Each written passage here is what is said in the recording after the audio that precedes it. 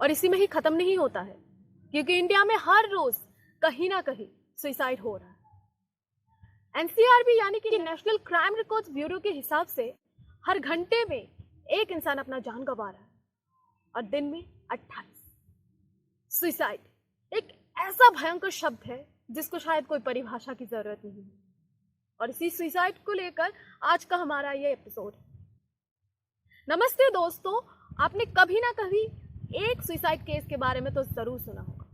शायद वो आपके रिलेटिव्स में हो, आपके मोहल्ले में, या फिर आपके खुद के घर में। वीडियो को एंड तक देखिएगा, क्योंकि इस वीडियो के लास्ट में कई ऐसे सोल्यूशन दिए जाएंगे जिससे फैन में लटकने वाले बच्चों की माइंडसेट को ही चेंज कर सकते हैं। तो आइए अब आते हैं मेन मुद्दे पर।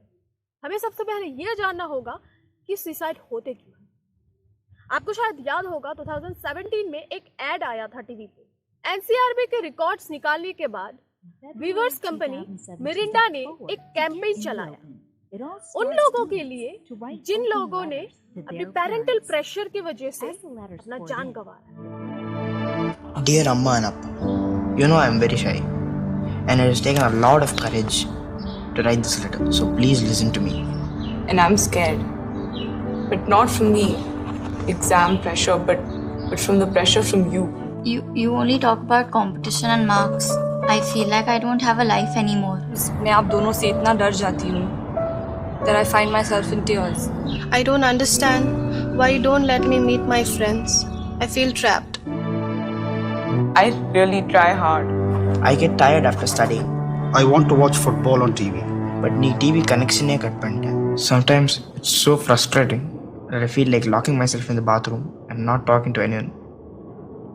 I know you two really love me and are really concerned about me. But still sometimes, just let me be. One day, I'll make both of you proud. अब ऐसे कुछ मेन रीजंस जिसकी वजह से हमारे India के students के अंदर इतना ज्यादा सुसाइड रेट बढ़ रहा है। Number 1, education system.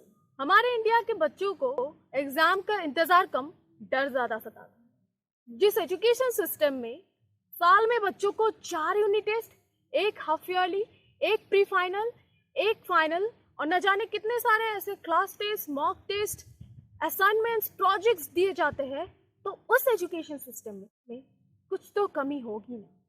ये क्लिप देखिए। चीफ जस्टिस डीवाई चंद्रचूड़ ने आईआईटी संस्थानों में छात्रों के सुसाइड की बढ़ती घटनाओं को लेकर चिंता जाहिर की है।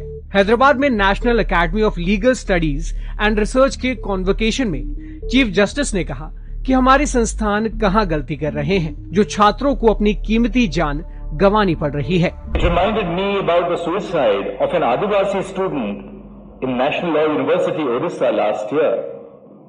My heart goes out to the family members of these students. But I have also been wondering where our institutions are going wrong, that the students are forced to give up their precious lives.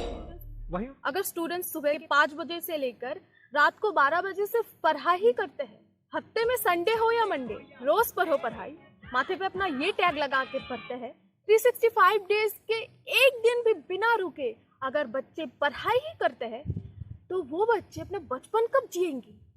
क्योंकि आजकल तो बच्चे अपनी पढ़ाई में ही 15 साल लगा देते हैं। और अगर हिसाब लगाया जाए तो वो बच्चे 15 सालों में 109,500 घंटे पढ़ाई में ही लगाते हैं। तो वो बच्चे सुसाइड नहीं करेंगे तो और कौन करेगा? Number 2, parental pressure. क्या आपको 3 इडियट्स मूवी की वो लाइन याद है, 90% लाओगे तो घरी वरना छरी? ये क्लिप देखिए।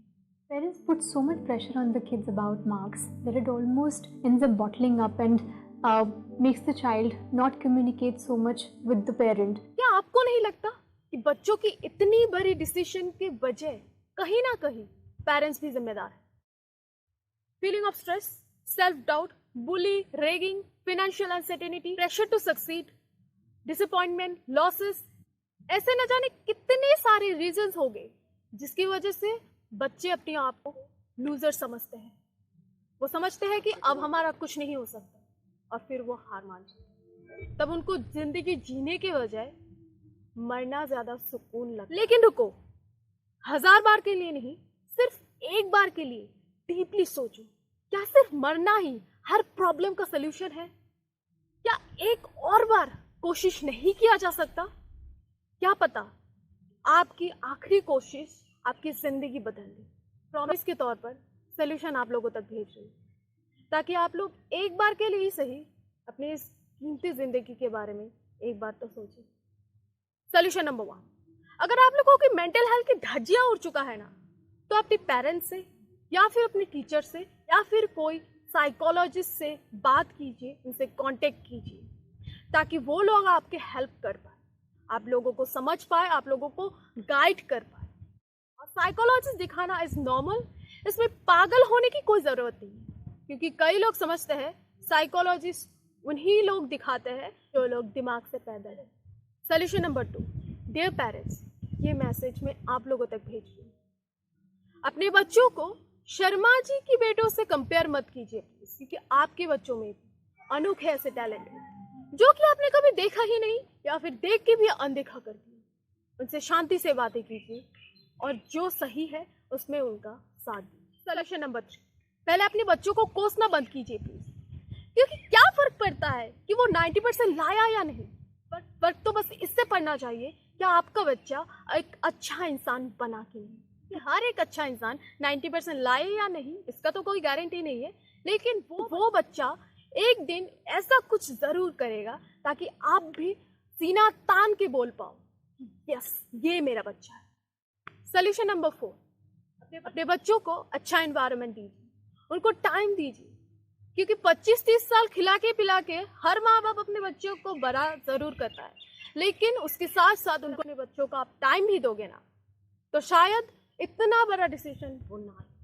Number 5, the last and the most important one, जिस दिन ये वीडियो हजारों लाखों जागरूक नागरिक तक पहुंच जाएगा ना, उस दिन हमारे देश के एजुकेशन सिस्टम में कुछ तो बढ़ोतरी आएगी, ये मुझे पूरा विश्वास है।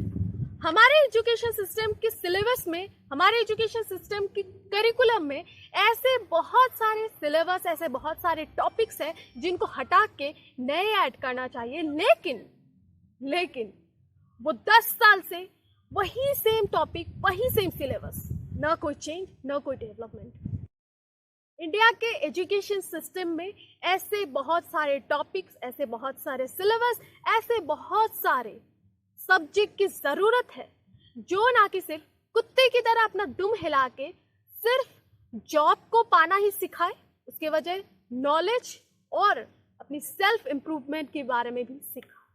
जैसा कि हमें हमारे पूर्वजों ने 7,32,000 गुरुकुलों में सिखाया था, इंजीनियरिंग, मेडिकल, मैनेजमेंट, धातु शास्त्र, मार्शल आर्ट्स और न जाने कितने सारे वेदों और संस्कृत पुराणों को सिखाए थे वो सब। और लास्ट में एक ही बात याद रखिएगा कि suicide is not the ultimate solution for your problems, क्योंकि अगर मर गए ना तो मरने के बाद भी खुद को एक बार तो कोसोगे यार, कि अगर उस दिन उस टाइम पे अपने गले से फंदा हटा लिया होता तो जिंदगी आज कुछ अलग हो।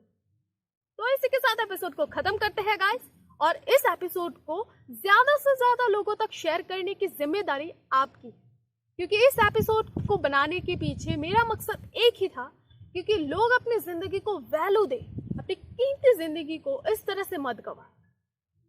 तो मिलता है नेक्स्ट वीडियो पे, तब तक के लिए stay happy, stay healthy, thank you and bye.